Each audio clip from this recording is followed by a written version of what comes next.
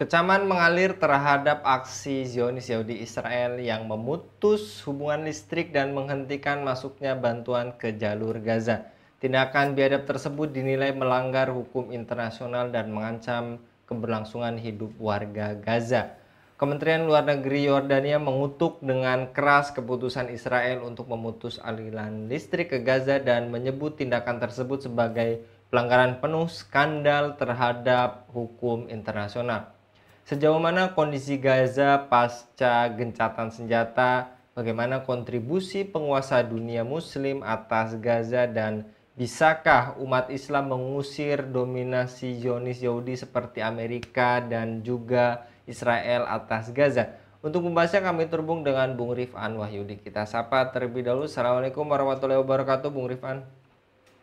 Waalaikumsalam warahmatullahi wabarakatuh. Lagi-lagi Bung Rifan, kelaparan maupun pengepungan yang diterapkan kebijakan Zionis Yahudi, Amerika, dan Israel terhadap warga Palestina yang khususnya juga saat ini masih menderita kelaparan di bulan Ramadan ini. Menurut Anda, apakah blokade terhadap bantuan kemanusiaan ke jalur Gaza juga telah dijustifikasi secara hukum internasional, Bung? Ini merupakan kelanjutan dari sebetulnya perang Gaza itu ya belum selesai. Meskipun ada gencatan senjata, tetapi perang urat saraf yang sedang dimainkan oleh entitas Zionis Israel itu tetap dilakukan, yaitu dengan memutus pasokan listrik yang itu berimplikasi terhadap penyediaan air bersih, ya. Sehingga terancam 1 juta penduduk Gaza menjadi kehausan meskipun di tengah bulan Ramadan, tapi kebutuhan air itu lebih urgent, ya, dibandingkan dengan katakanlah kebutuhan terhadap makanan.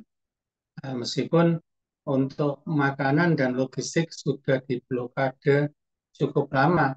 Kalau tahun kemarin dibentuk koridor untuk memasok atau memberi kesempatan kepada bantuan kemanusiaan yang berpuluh-puluh truk itu ya hanya sesaat saja menunggu kebaikan dalam tanda petik, ya, belas kasihan dari entitas Zionis Israel.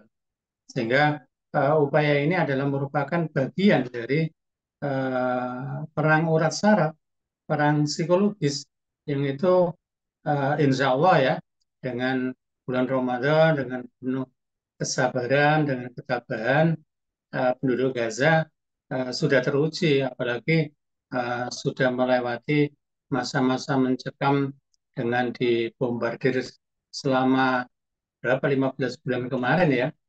Tetapi gencatan senjata yang dilakukan atas desakan opini global, opini dunia, itu ternyata juga dilakukan oleh entitas Zionis Israel itu dengan ogah-ogahan. Hanya terakhir-terakhir malah dia ingin dilanjutkan begitu karena sepertinya kedua pihak juga sedang menyusun kekuatan untuk berperang lagi, ya. Sehingga ini tinggal penentunya adalah Amerika Serikat sebagai induknya, ya. Apalagi kalau kebijakan luar negeri Amerika Serikat untuk mengurangi bantuan Amerika kepada operasi, baik operasi militer maupun operasi-operasi politik yang dilakukan di luar Amerika, itu nanti juga akan berimbas, ya, kepada kebijakan Amerika di Gaza. Sehingga kalau sekarang ya mereka tentu eh, tidak peduli dengan penderitaan yang dialami, yang dirasakan oleh penduduk Gaza. Apalagi juga sudah tidak hanya Gaza sekarang yang sudah diserang oleh kebandelan entitas Zionis Israel di tepi barat, West Bank, itu juga eh, kaum muslimin juga diteror, bahkan juga diserbu, ya. Sehingga sepertinya memang gencatan senjata itu hanya omdo, ya, hanya omon-omon saja, tetapi entitas Zionis sejak awal kali, bahkan memang sebelum pengumuman itu sudah diumumkan, tapi belum tenggat waktunya itu mereka sudah menyalahi, mengkhianati gencatan senjata tahap awal ya, karena nanti kan ada tahap kedua yaitu terkait dengan pelepasan sandera kedua belah pihak yang masih negosiasinya sangat alot gitu ya, karena dan katanya yang untuk tahap dua ini lebih rumit, lebih kompleks ya, karena eh, apa tokoh-tokoh tahanan politik itu kedua belah pihak yang yang paus begitu, yang kakap. Kalau yang sebelum-sebelumnya kan masih tentara perempuan begitu ya. Nah, ini yang komandan-komandannya itu masih eh, ya saling mengintip dan kemudian saling me- menaksir gitu kekuatannya untuk ditukar dengan tapol atau tahanan politik senilai berapa begitu ya. Sehingga eh, kondisi instabilitas yang terjadi itu ya menambah panjang bencana kemanusiaan. Jadi ya kalau kemarin genosida itu sudah dilakukan meskipun ya dengan ketabahan masyarakat Gaza itu masih bisa bertahan, tetapi sampai kapan kan begitu pertanyaannya. Apalagi dengan perang urat saraf seperti saat ini, dengan pemutusan aliran listrik, bahkan di awal-awal perang ketika Tufanul Aqsa 7 Oktober 2023 yang lalu itu terjadi blackout kan, tidak hanya listrik, tapi juga air otomatis mengaruh sampai kepada eh, sinyal ya. Sehingga ya padam ya, kemudian tidak ada eh, air, kemudian juga komunikasi tidak bisa dan seterusnya, itu benar-benar mencekam gitu ya. Sehingga ini kondisi ini menjadi keprihatinan kita semua. Doa-doa terus kita alirkan kepada kaum muslimin di Palestina, khususnya Gaza dan tepi barat itu. Semoga Allah memberikan balasan atas kesabaran itu dengan pahala yang banyak. Demikian Bang Anggi. Lantas terhadap keprihatinan ini, apakah menurut Anda sikap dunia internasional termasuk negara-negara besar nampaknya belum ada tindakan nyata, Bung, selain mengutuk? Ya, alhamdulillahnya itu eh, dunia internasional pasca Tufanul Aqsa 7 Oktober 2023, keberpihakan opini dunia itu berpihak kepada Palestina ya. Tidak hanya negeri-negeri Muslim atau dunia Islam, sebagaimana yang dilakukan Afrika Selatan, melakukan pengajuan supaya pemerintahan atau rezim Benyamin Netanyahu dijadikan sebagai penjahat perang di dalam ICC ya. Kemudian juga eh, dari sisi otoritas termasuk tadi Belanda itu melakukan pembelaan kepada penduduk Gaza dengan menyebutkan apa yang dilakukan oleh entitas Zionis Israel dengan membatasi logistik dan juga memutus pasokan listrik itu adalah termasuk kejahatan internasional. Ini juga harusnya diamplifikasi oleh dunia Islam supaya lebih nyaring, supaya lebih kuat ya daya tekan, daya dobrak kepada kebandelan Zionis tadi. Karena di belakangnya tetap Amerika Serikat ya sebagai bapak asuh, meskipun dengan agendanya sendiri ya, yaitu dengan kepentingan Amerika Serikat terhadap kawasan Asia Barat ya. Saya tidak menyebut Timur Tengah ya, karena lebih tepat Asia Barat kalau dari perspektif Indonesia. Sehingga yang kemarin juga PBB, bahkan Palestina sudah diakui sebagai utusan resmi negara yang berdaulat penuh, gitu ya.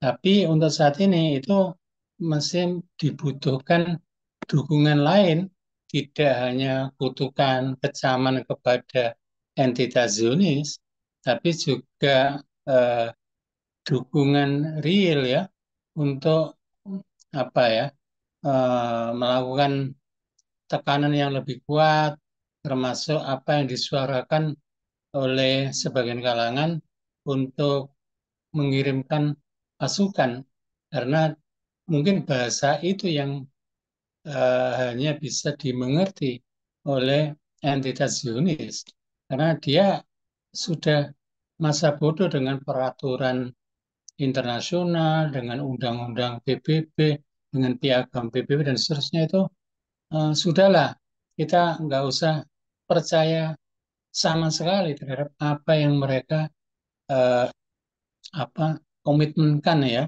Kalau dalam persidangan-persidangan, dalam forum-forum multilateral itu ya seperti panggung sandiwara saja, yang harusnya kekuatan real yang dimiliki oleh dunia Islam secara praktis, secara nyata, ya dengan mengirimkan pasukannya. Kalau Indonesia sebetulnya kemarin masih sibuk pengadaan alutsista ya.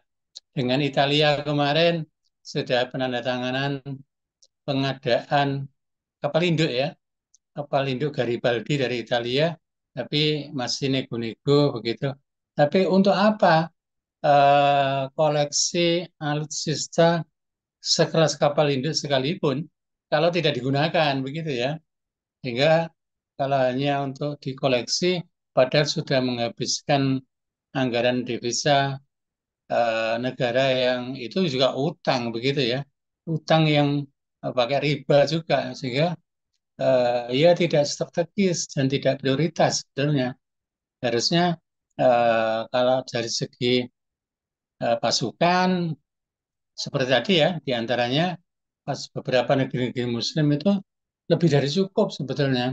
Katakanlah tidak menyebut 40 sampai 50 negeri Muslim semuanya ya, cukup hanya 5 negara besar ya, Turki, Pakistan, Indonesia, Mesir misalnya ya, itu saja katakanlah begitu dalam tanda petik ya, itu membuat komunike bersama misalnya eh, berteriak hentikan Israel begitu saja misalnya ya, itu masih ucapan itu, belum tindakan real dengan memobilisasi komitmen berapa pasukan, berapa alutsista, apalagi sekarang juga ada Iran juga ya. Eh, Turki itu juga maju dalam bidang teknologi drone misalnya. Itu kan tinggal ngirim saja sebetulnya. Apa susahnya sih untuk ngirim beberapa ekor drone? Itu kan sebetulnya sangat mudah. Kita juga tidak tahu belenggu apa yang ada di dalam benak pemimpin kaum muslimin di dunia, sehingga eh, entitas Zionis dengan Amerika, mereka terus melakukan kezoliman tanpa rasa takut sama sekali kepada kaum muslimin yang menunjukkan kemarahannya begitu. Sehingga ini dan saya Yaumul Ghadab begitu ya, hari kemurkaan, apalagi nanti kalau di akhir bulan Ramadan ada yang sudah dicanangkan oleh Iran ya, itu adalah Yaumul Quds, Jumat terakhir bulan Ramadan, yaitu sebagai pencanangan hari pembebasan Al-Quds gitu ya. Kalau itu diamplifikasi terlepas dari sentimen madhab misalnya, itu adalah kebersamaan kalau ataupun tidak sepakat waktunya begitu ya, tetapi agendanya itu yang penting untuk menjalin kerjasama ta'awun itu di antara negeri-negeri Muslim, selain opini dan tindakan real ya, untuk menyusun, menggalang kekuatan real militer gitu ya. Karena jihad fisabilillah itu bagian yang disyariatkan dalam Islam, yang itu adalah bagian dari solusi terhadap problem Gaza, problem Palestina, dan problem kaum muslimin di tengah mungkin ya kezaliman di beberapa kawasan oleh eh, ya oknum atau bahkan institusi tertentu ya seperti Cina di Uighur misalnya ya. Kalau sekarang entitas Zionis di Palestina dan seterusnya itu masih ada di muka bumi ini. Demikian Bang Ai. Lantas, Bung Rifan, apakah mata dan hati penguasa dunia muslim telah dibutakan sehingga membuat mereka tidak dapat menolong negeri Palestina? Lalu mampukah umat membalas kejahatan para Zionis termasuk Amerika dan sekutunya serta membalas pengkhianatan rezim diktator di dunia muslim? Kalau sebetulnya mampunya mampu ya, hanya mata dan hatinya itu dibutakan ya. Sehingga Allah sudah mengirimkan perasaan atau penyakit wahan hubud dunia wa karahiyatul maut gitu ya. Jadi cinta dunia dan takut mati. Cinta dunia seperti eh, pemerintahan kerajaan-kerajaan di Asia Barat ya, di Timur Tengah itu seperti Yordan, kemudian Mesir, Saudi Arabia dan seterusnya itu juga mereka takut ya eh, terhadap konsekuensi-konsekuensi buruk misalnya. Karena sebetulnya ada yuwas-wisu ya, ada hasutan-hasutan ya termasuk dari para buzzer dan eh, konsultan-konsultan politik global yang itu merupakan combe begitu ya kalau bahasa itu ada permainan di perjudian atau di bahkan di dunia bisnis itu combe itu yang biasanya bermain kadang-kadang sebagai tokoh protagonis tapi justru merugikan begitu ya. Itu di dunia politik itu juga ada begitu ya. Sehingga akhirnya mereka menjadi proksi dari kepentingan negara besar, negara kafir, penjajah, istimaria itu. Sehingga akhirnya Allah menanamkan rasa takut pada hati mereka untuk sekedar memberikan pernyataan termasuk kemarin rame-rame melakukan normalisasi hubungan dengan Israel sebelum Tufanul Aqsa ya. Sekarang ambiar semua itu ya. Akhirnya termasuk Arab Saudi juga tidak jadi melakukan normalisasi mereka ya malu dengan sendirinya.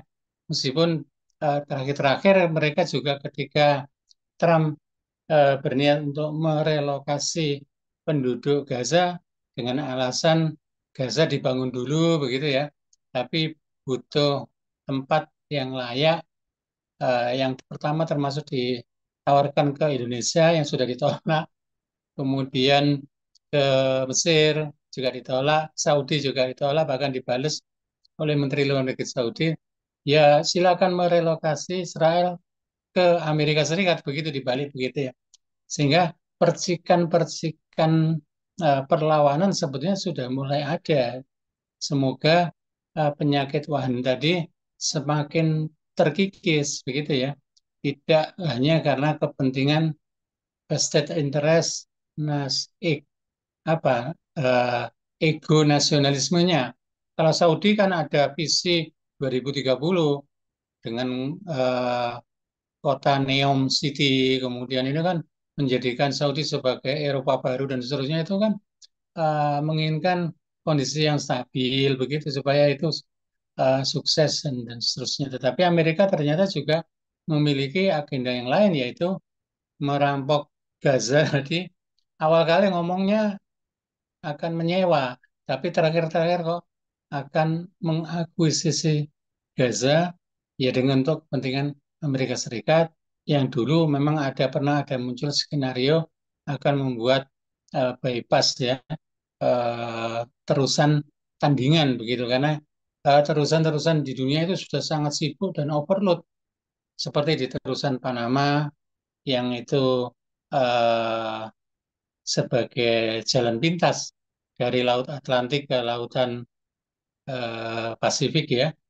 Nah, termasuk untuk yang terusan Suez itu kalau disudetkan lagi dengan adanya terusan Gaza itu juga akan sangat prospektif gitu secara ekonomi sebagai choke point ya, titik cekik yang itu akan ramai sekali para apa kapal-kapal tanker, kapal-kapal kargo yang disebut mother vessel itu ya, untuk bisa melewatinya dengan membayar daripada muter benua Afrika ya, itu akhirnya sebagai jalan pintas yang harus dengan berbayar. Yang ini memang sudah jadi incaran Amerika Serikat yang sudah sekebelet begitu untuk melakukan penguasaan, dan penguasaan untuk Partai Republik yaitu dengan ada pemasukan bagi devisa Amerika Serikat. Sehingga bukan pengeluaran, kalau tadi efisiensi begitu ya, tapi kemudian ternyata eh, dengan logika kapitalisme atau bahkan dewanya kapitalisme gitu ya, akhirnya semuanya akhirnya dijadikan eh, apa semacam peluang untuk mendatangkan keuntungan ya bagi kepentingan nasional Amerika Serikat. Sehingga kalau berbicara eh, tentang tadi hubud dunya wa karahiyatul maut, termasuk dibarengi dengan kesadaran politik gitu ya. Sehingga ada kemampuan untuk kasful qutatil kubar, eh, sehingga mampu membongkar segala tipu daya, rekayasa, dan makar negara-negara besar tadi dengan segala kecurangan, keculasan, dan tipu daya mereka. Sehingga ketika dibongkar, disingkap begitu, ya mereka sudah tidak bisa lagi untuk ngeles begitu ya. Dan itu kalau dibutuhkan kekuatan politik, bisa dengan kecanggihan seorang politisi internasional bisa memanfaatkan termasuk ya dengan BRIC, dengan Rusia dan Cina sebagai penyeimbang dalam negosiasi dengan Amerika Serikat, meskipun tidak menjadikan mereka sebagai bitona ya, sebagai orang kepercayaan, tapi sebagai bagian dari nilai tawar saja. Yang ini akan menjadi eh, nilai yang positif gitu, bagi bargaining power dunia Islam, supaya benar-benar mengangkat, tidak lagi menjadi objek penderita sebagaimana eh, kasus untuk Gaza sekarang. Sehingga ya memang perlu dibangkitkan terus-menerus para jurnalis, para penulis, para akademisi untuk menyadarkan, termasuk membina umat untuk terus-menerus memberikan pencerahan dan pencerdasan terhadap politik global yang tidak adil ya. Ini harus dikembalikan tata dunia global menuju tata dunia global yang lebih berkeadilan dan berrahmatan lil alamin ya, tentu ketika syariat Islam secara kafah bisa ditegakkan di muka bumi ini. Demikian Bang Anggi. Baik, jazakallah Bung Rifan untuk paparannya pada kabar petang kali ini. Mudah-mudahan ini menjadi pesan buat kita bersama di bulan Ramadan ini. Lagi-lagi Zionis Yahudi terus menumpaskan aksinya walaupun tadi di tengah gencatan senjata, apalagi tadi diperparah dengan pemutusan hubungan listrik dan menghentikan pasokan bantuan, dan ini diharapkan sekali bersatunya umat Islam. Jadi kalau sekali lagi Bung Rifan untuk paparannya pada kabar petang kali ini. Demikian pemirsa Elava News, dukung dengan subscribe, share, dan like. Semoga menjadi kebaikan bagi kita semua di dunia dan di akhirat. Saya Anggi Suara undur diri. Assalamualaikum warahmatullahi wabarakatuh.